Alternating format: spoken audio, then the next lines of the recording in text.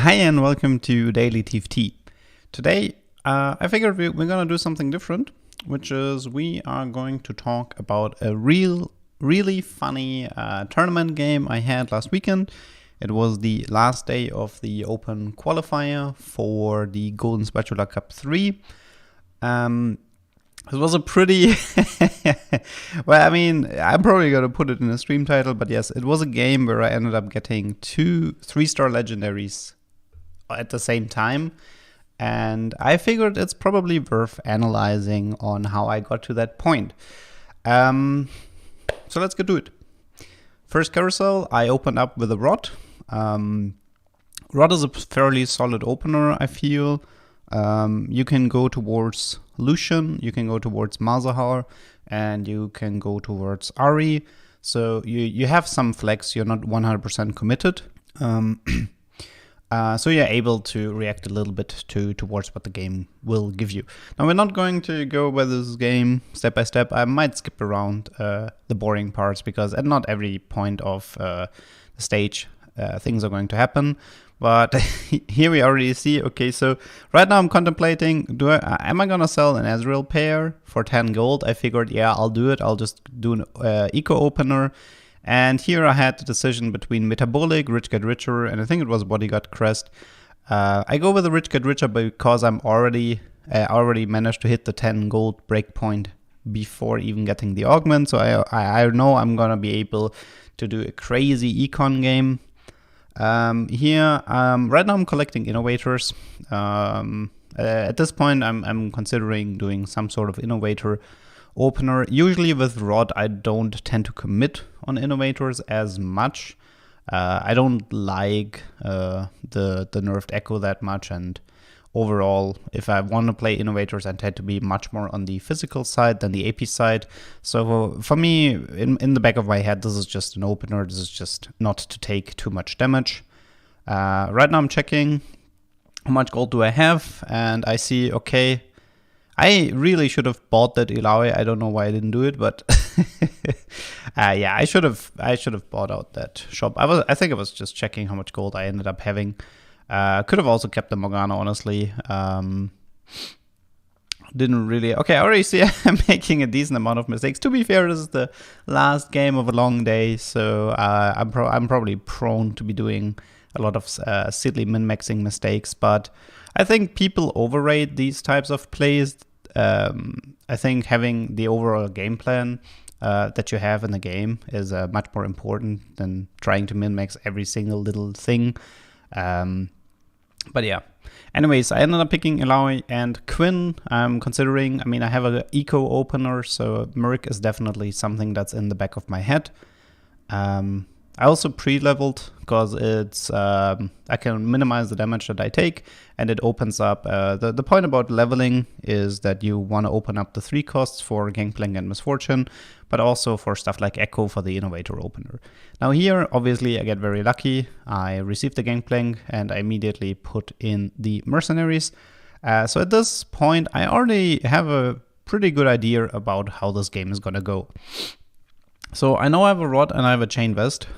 And Mercenaries are really easy to cash out with Twin Shot.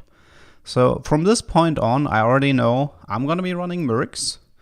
I'm gonna probably do a roll down after the stage 3 carousel, aim for Lucian 2-star and use that power spike to be able to get the cash out and then push towards level 8 and probably roll for Lucian 3-star at level 8 or push towards 9, depending on the rolls that I get, depending on how healthy I am, etc. I think at this point, the stage 2 isn't going to be too interesting because it's mainly about minimizing the Merc losses. I mean, you want to lose with Merc, but you kind of try not to take too much damage, and maybe you want to maximize the gold that you can receive from Gangplank. So at this point, I don't really need the Ezreal anymore. I put in the Corki for Twin Shot, hoping that Gangplank gives me a little bit of extra gold.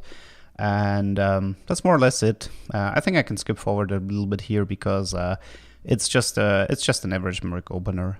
So here we are at the carousel. For me, that's a very easy one. I immediately spotted it's a Malzahar with rod. It's a Malzahar with rod, so that's a 3-cost Rabadon. If I wanted to, I could also play the Malzahar, but I'm actually, you know, I'm kind of surprised I was able to get it this late. I ended up not having first pick because I won the stage 2-1, because at that point I didn't know if I'm gonna get the Merc open or not.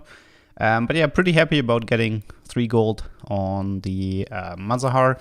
And that means at this point I'm gonna slam Rabadons. I'm a big fan of Rabadon slam compared to Jeweled Gauntlet slam because it's, I feel like Illusion Twister with a Rabadon, for me at least, it tends to be a lot more effective than just having a Jeweled Gauntlet because the crit just isn't that high.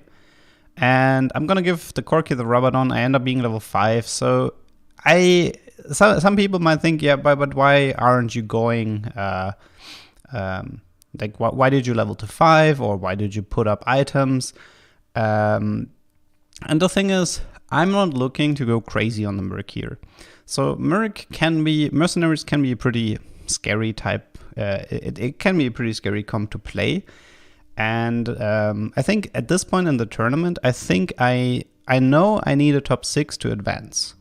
And that information has an influence for me because what I'm terrified is going deep into Mercs and end up being stuck in the Merc prison. And as a consequence, I'm going to ruin my game. So, and I only need a top 6 to advance here because I did pretty decently. I had like, yeah, I was 2-4, 2-4-7 so far in the tournament. So I know I don't have to play this crazy. For example, if this was for a tournament win, or if this was for just overall, if it was 100% necessary for me to win this game, I would go much, much more risky with the Mercs. I would constantly make sure that I'm the weakest board. I would constantly make sure that I'm not getting screwed over with the Merc cash out. I'd go also pretty deep with the Mercs. I'd make sure that I get really strong cash outs that allow me to win this lobby. But right now, this isn't my mindset. My mindset is I'm gonna use Merc as an additional boost for economy and items, but I'm not going too deep with them. And so I think I also mentioned it on stream is I don't mind getting the cash out a little bit earlier, but staying on the safe side. I already know I'm gonna, with Rich Get Richer and the lack of items that I have, that I'm gonna end up being a little bit on the weaker side for stage 2. So for me, this is just an economy boost. Now I got really lucky here with a Seraphine and Illusion in the shop. I also had a Gnaw already, so definitely luck is on my favor for this game. I also put the Rabadon on the Illusion. I think if this was a Illusion 2-star, I'd have to be really careful because Illusion 2-star can easily win you fights. But I think with Illusion 1-star and only 2 twin shots, I'm still a little bit on the safe side. But the moment I push levels and the moment I'm going towards Illusion 2-star or 3 Socialite, this is the stuff where I really have to be careful about. And those are some pretty interesting items. I slammed a Rabadon and I get 2 more rods and a BF. Some people might curse the game at this point, but I'm actually pretty happy about this. I don't mind this at all because you don't have to go for the crit route on the Lucian. So in the back of my head, I'm just contemplating should I build a Gunblade or not, but I think at this point, I already know this is not going to be a Gunblade. Instead, this is going to be double Rabadons with a Giant Slayer. It could also be double Rabadon with a Gunblade, but I figured I'm not that big of a fan of running Gunblade, especially not if I already have a Gnar and a Seraphine, which means I only have to get a Senna for 3 Socialite, and more damage equals more sustain with Socialite with Omnivamp, so there's really no reason for me to be slamming a Gunblade here. Also, I'm looking for the solution to kill units and then just die, right? I'm not looking for him to survive. I'm not looking for him right now to be able to kill the entire enemy board, especially not before the stage 3 carousel. I want the solution to fall in battle before until the carousel, and then I want him to be strong. So in my head right now, I'm like, okay, I'm gonna probably push level 6 next round. Just gonna make myself a tiny bit stronger. And stage 3-5 is where everything is gonna happen. Now, this is awesome. I get the 3 Socialites already. I have a Morgana 2-star, that's pretty sweet as well. I could have skipped the Quinn if I wanted to go towards 60, but obviously I am looking to get the cash out, which is also why I leveled. Mercenary is a lot about just making sure that you barely lose. It's very easy to lose hard. The magic about Mercenary is losing but not losing completely.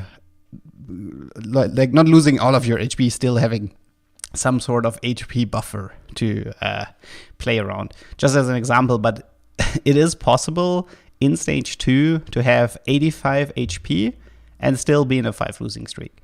And this is the most ideal or the best case scenario. And here, I love this. I managed to kill everybody except the Ezreal, so I keep my Merc streak going, but I'm not taking too much damage. I'm pretty happy with the situation, and for me, the game plan here is clear. After stage 3 carousel, I'm gonna push level 7, gonna look for the Lucian, gonna get myself the cash out, and I'm gonna play it safe.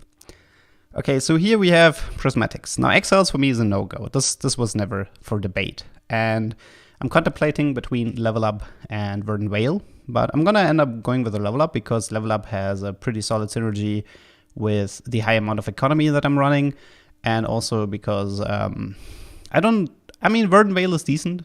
I don't think Verdant Vale is a terrible augment for me here for the Lucian, for the twin shot comp, but I feel like that with Level Up, I'm gonna be able to do a lot more damage. Simply because it means that once I have the Merc cash out, I'm gonna be able to push levels really crazy, and I'm gonna have a super easy level 8, and this is gonna make things extremely difficult for the opponents. It's almost like Level Up is a backup for me. If I end up not getting the cash out at 7, I can just push 8, extremely cheap, play more units, get better odds, play a stronger board, and at this point, I'm not too worried about getting the cash out. I'm pretty confident that everything is gonna work out. At this point, usually you should take notes of the components that you have for the carousel. I know I have a Chainmass and I know I have a BF. Options, for example, could be something like a Bramble Vest, a Stone Blade for Morgana, or a Giant Slayer for the Lucian. At this point, in the back of my head, I'm like, I kind of want this Giant Slayer. I'm seeing people are playing a little bit of reroll, and I think Rabadon with Giant Slayer has a pretty solid synergy. I know I'm not going to go for the crit build. So for me, this was between running something like Gunblade, Giant Slayer, Bramble Vest, Stoneblade. But in the end, I figured I want my Lucian to be super strong. So I'm going to go for the Giant Slayer. Just have 3 really, really solid damage items on him. And I'm going to take care of the Morgana items later. Yeah. So I know at this point, so what I'm looking for is I want to push and I want to roll. And the main thing that I'm looking for is Lucian 2-star. Lucian 2-star for me here is super important. And the other thing I'm kind of looking for is being able to add 2 socialites. Unfortunately, this is going to have to wait a little bit unless I want to ditch the Morgana, but I feel like the Morgana 2-star is... is a little bit too valuable to pass up instead of the socialite. Just having a strong frontline overall is just...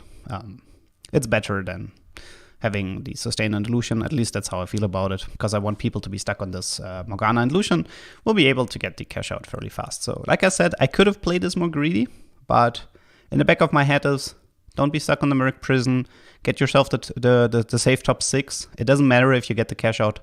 It doesn't matter if your cash out isn't that insane.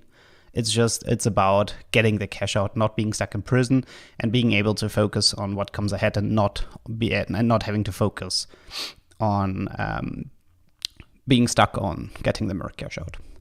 Now, I get it fairly fast because I ended up having really solid rolls. Now, I'm not gonna lie, this is a high roll game. I'm able to get my socialites, and I'm able to get my Lucian 2-star for ease. A little bit of a mistake here for me that I ended up being in a pretty poor position for the Merc cash out, because I think the chest was on the right, so the outcomes ended up flying from right to left instead of from left to up. So just as a general tip is just put your chest on the left or something, so the outcomes don't end up flying in your face. Immediately we throw out the Mercenaries, put in these 3 socialites, and this is just crazy if you think about it. Right now I'm sitting around with a Gnar 2-star, a Morgana 2-star, a Lucian 2-star, Level 7, 70 gold, 3 items on a solution. That's just brutal. I think at this point, I know I can do some damage here. I know I have level up, I know I have 70 gold, and I know I'm stabilized. So I'm not gonna lie, the thought of going for a 3-star legendary already crossed my mind here. In stage 3-6, I already was thinking, I can do something funny here. Because I already know I'm top 6 at this point. I know this is top 6. Nobody can take it away from me anymore. So now it becomes a question on how much can I greed? I end up pushing to 8. I know I'm gonna get a little bit of eco to get back to 70. And even then, I think having one shop at level 8 is usually worth 1 gold of an investment. I don't think you have to min-max that much. Just having the increased legendary odds is worth sacrificing a potential 1 gold. So I'm never gonna be too picky about maximizing my gold at this point. I get a bunch of items. I think the first thing that comes to my mind here is a stone plate and a Vamox to maximize the tinkiness for my Morgana. And for me, tiers in Lucian comps tend to be statics. So I think I already know in the back of my head is that I'm going to build Stoneblade Morgana, stabilize my front line, and in the carousel, I'm going to aim for a bow to get the statics to be able to get the M-Pen. And the statics most likely is going to go on Corki or Jinx, depending on who I hit. I also start picking up legendaries, because I know I want a lot of 2-star legendaries this game. I know I want level 9, I know I want a lot of 2-star legendaries. I don't really see the point of spending my gold for Lucian 3-star, because there is no need for it. I have level up, meaning I can easily push towards level 9, level 10, and set myself up with legendaries as win condition. And this is something that you need to keep in the back of your head if you're playing Lucian. Not every Lucian game will result in you going for Lucian 3-star. There might be times where you don't hit a lot of Lucians, and there might be times where you are contested a lot with Lucian. And if you end up being contested, then this is kind of the time where you should be thinking about setting yourself up more with legendaries as your win condition instead of Lucian 3-star as your win condition. Obviously, it's not impossible to get Lucian 3-star at level 9, level 10. It's unlikely though, considering I already pushed level 9. But if I get lucky, I'm still considering picking up some of those Lucians. I pushed level 9, put in a second Morgana. This is probably not 100% necessary on my part. This is probably a little bit of panic going around. But just like, I have so much gold to spend. I'm like, just push level 9, just put in another upgraded unit. Collect yourself the free top 6. I could have greeted this harder, but I felt like with Rich Get Richer, I often, you can so easily fall into this trap of trying to always maximize your economy and not adjusting the tempo that you're playing together with the lobby. And this is something I wanted to avoid here. So yeah, I ended up finding a Jinx fairly early, which is great for me because now with 2 Morgana 2-stars and a Jinx for 4 twin shot, I ended up getting another great power spike. At this point, I know, okay, this is fine now. I don't have to worry too much about it. If you're asking yourself why I'm holding those Zeries, it's because in the back of my head, I'm like, I kind of want a 3-star legendary this game. So this is a confusing game for me to play, because on the one side, like, this is like the angel and the devil on the shoulder, where the angel is like, you know, push to level 9, put in upgraded units, collect the free top 6, don't risk it with the Merc. And then you have the devil on the shoulders, like, pick up those legendaries, greed as much as you can, have some fun with it. So I'm constantly trying to have a balance act of making sure that I'm playing it safe, but also that I'm setting myself up to win the lobby from here. Yeah, so anyways, next carousel. I'm definitely taking a close look at this Kha'Zix. I think if I didn't get the Kha'Zix, I'd consider taking a Redemption for Morgana. It's probably a good play as well. I already have Stoneplate, Vamox, and Redemption is a fairly solid item on Morgana.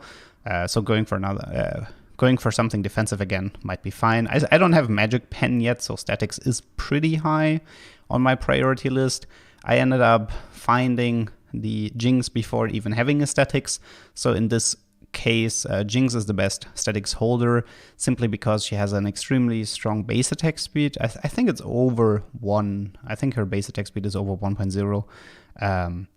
Or it's exactly 1.0. I'm not 100% sure, but it's definitely extremely high, and therefore, and she also does a lot of auto attacking. She only has her ult animation. Outside of that, she's only attacking, meaning you're gonna end up with a pretty solid static value. I think I'm spreading a little bit here because I'm like, I think I saw a Corki 3-star and some Renata, and I didn't pay too much attention to positioning this game, not gonna lie. You can definitely criticize me for it if you want to. But yeah, I just realized I should probably pay more attention to my positioning, spread out a little bit to give the opponents Corki and Renata a lot less value if I end up clumping. I don't want to eat a lot of the AoE damage.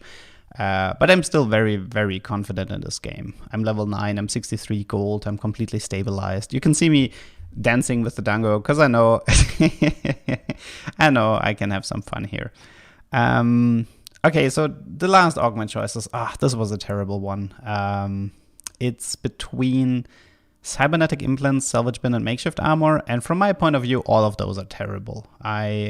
See, the thing about salvage bin is really useful if you might be lacking some items, but I'm extremely happy with my items and I'm not really looking to sell anything. With makeshift armor, I'm like, I don't know, makeshift armor at this point, I can take it, but all of my core units end up having items, and I'm also a little bit spread out on the items, so I'm not too happy on that either. And I figured, you know what, I took 2 eco augments, I'll just take cybernetics as a combat augment, even though I feel the cybernetic augment doesn't really do anything at this point. I didn't feel like any of the choices mattered that much, but for me it was just, I took 2 eco augments. Let's just pick an combat augment, make myself a little bit stronger to help defend the win streak.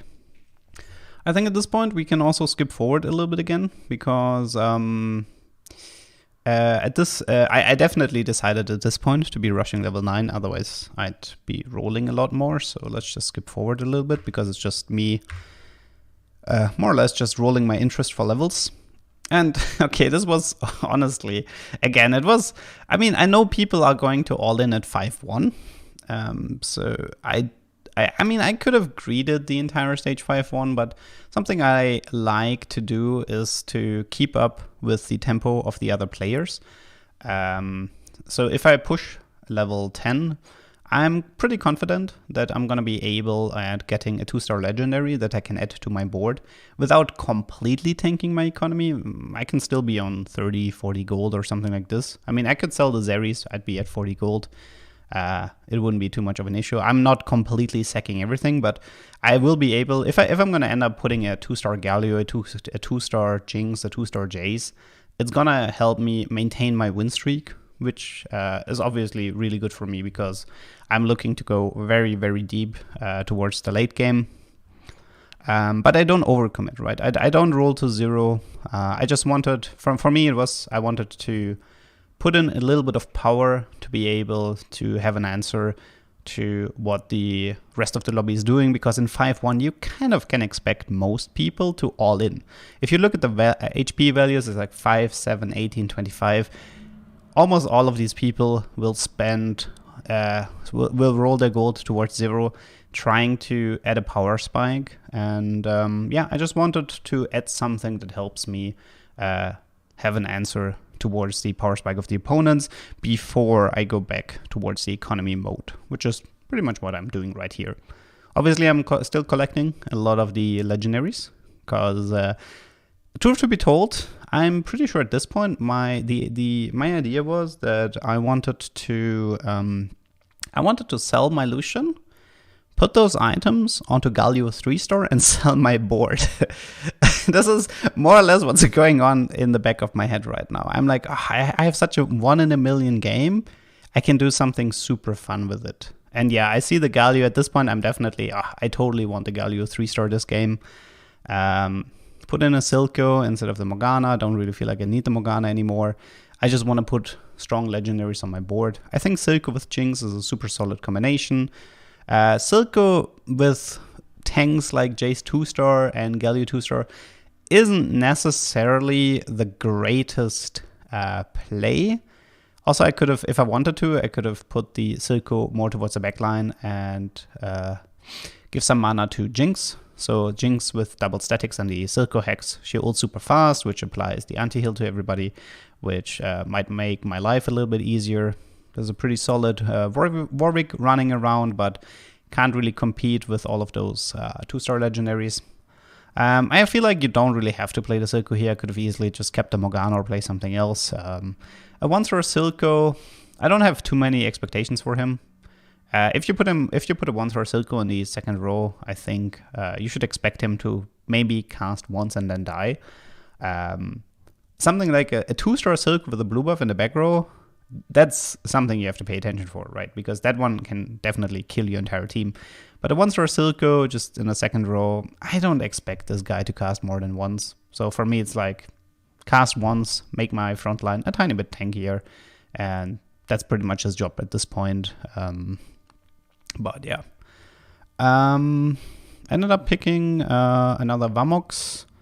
At this point, I don't think the items matters too much. I'm just... I mean, it's nice to have the Jace even tankier, but I feel like both in the damage and in the frontline department, I'm extremely safe. I even got myself back to 70 gold, so definitely got... I don't advise you to play Rich Get Richer like this ever. I think the two main uses of Rich Get Richer are, if you take it as your first augment, you should get a lot of money in the early game and then spend it. You shouldn't... I don't think in stage 3 you should ever be 70 gold to be in a normal game. This is a bit of an extraordinary game, but in a normal game, I think going 70 gold in stage 3 is a huge mistake with Rich Get Richer, because people will be spending the gold, and if you go that crazy into the economy, they're gonna kick your ass, so you have to be super careful about that. And the other one is that I think Rich Get Richer, sometimes people use it to push levels. It's not that rare to see somebody take Rich Get Richer, just take the bonus gold and push level 6 in stage 2 and just completely ignore the Rich Get Richer part. At this point, I mean, I don't really have to do the rolls, so I don't like rolling 50 golds in one round. I don't like rolling 70 gold in one round. I'm trying to distribute it. I'm trying to distribute it a little bit, because I know the game is going to be over in a short amount of rounds. And at this point, I already know I want to use the PvE round to spend a lot of my gold. I think, at least. At least that's what I would normally do, because... oh yeah, here we see Silco totally ruining my fight. I think this was... I ended up rolling for a Silco 2-star, and that Silco 2-star ended up killing my Jace and my Galio, so this is one of the reasons why people don't like combining Silco with these hyper tanks, which I think is a fair argument. You don't have to do it. Especially the Silco 2-star can be quite scary. I think under normal circumstances, I'm not that sure I would be playing Silco here. It depends on what the opponents have. But you can obviously add Silco even in a twin-shot comp. I think Silco with Jinx together is pretty solid, but it's just mainly... My frontline is so stable that Silco almost harms my frontline. But at this point, I'm thinking 3-star legendaries, let's go. I ended up not rolling too much on the PvE round, trying to maximize the gold as much as I can.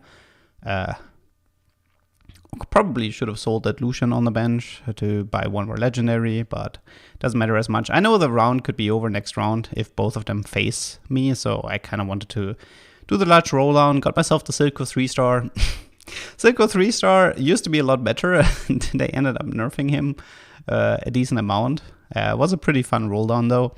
Silco 3-star, I mean, the steroid that he gives is so crazy that it's close to impossible to lose.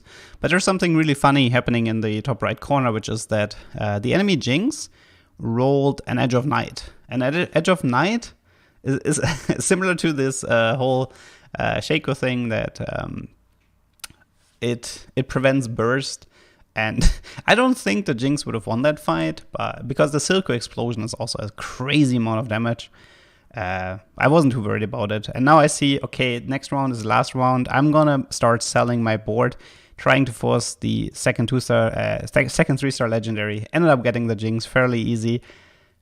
Was definitely one of my highlights as a player, being able, in a competitive tournament, in the last game, being able to get the 3-star legendaries.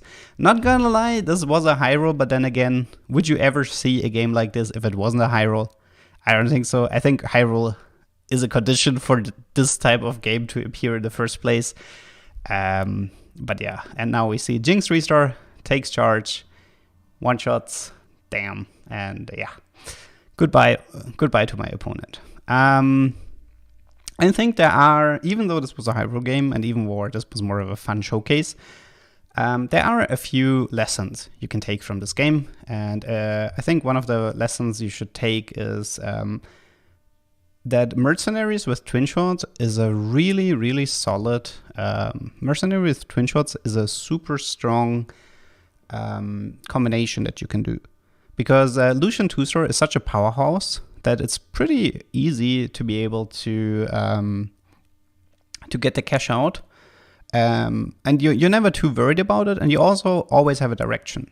One of the directions is that you can either use the Mercenary cash out and you get Nikos and you get loaded dices and this type of stuff, and you push to level 8, you go for Lucian 3-star, then you go towards level 9. And the other one is that you go straight to level 8, 9, and you aim for legendaries, keep the Lucian on 2-star, potentially even selling the Lucian for something like a Silco Victor combination. It doesn't really matter that much, but just having some sort of AP type win condition. It's definitely one of my favorite combos for Mercs. It's one I'm extremely comfortable in because I kind of know that Lucian will be able to kill a bunch of units in those fights. And the moment I have a 2-star Lucian with 2 damage items and 3 socialites, then the opponents are pretty much screwed because he's just gonna wreck them. And yeah, it's a game style I like. With Rich Get Richer, I think the lesson is honestly not to play Rich Get Richer like I did. I think it's about greeding. I think you should probably roll more with Rich Get Richer. So if you get Rich Get Richer, you shouldn't aim to do this whole 70 gold, maximizing your economy, this type of stuff. This was only possible because of the level up augment, which was one of, if not the best augment I could have received in stage 3 for what I wanted to attempt. Normally, if the stage 3 augment would be more normal, I'd probably be rolling a lot deeper. I wouldn't aim to maximize economy to this extent. So this is a trap that I don't want you guys to fall in. And yeah, I think, was there other lessons for you guys to learn? Probably, but I think maybe regarding itemization, I think that you don't have to be stuck on Jeweled Gauntlet, Infinity Edge on Lucian. Even something like a double Rabadon is extremely fine on him, but also valuing enough frontline, making sure that you have something like a Morgana, a Jace, a Galio towards the later parts of the game. See, the thing is, people struggle with Lucian, and when you look at the late game boards, they end up only running around with a Morgana 2-star. Now, I'm not gonna say you should aim for having a 3-star Jace as your frontline, but what I am saying is that a lot of the times in a normal Lucian game, it's not that unusual for me to end with Jace 2-star, Galio 2-star. It's something I enjoy. It's something I feel confident in putting towards the front line. Morgana is so contested, it's really, really difficult to 3-star her, but the Morgana 2-star towards the late game isn't enough of a front line to hold the line, so this is definitely something for you guys to keep in mind if you want to try playing, or if you want to try finding success with Lucian. Other than that, I think that was it from me today. Yeah, today is also the Golden Spatula Cup 3, so feel free to tune in towards that. And other than that,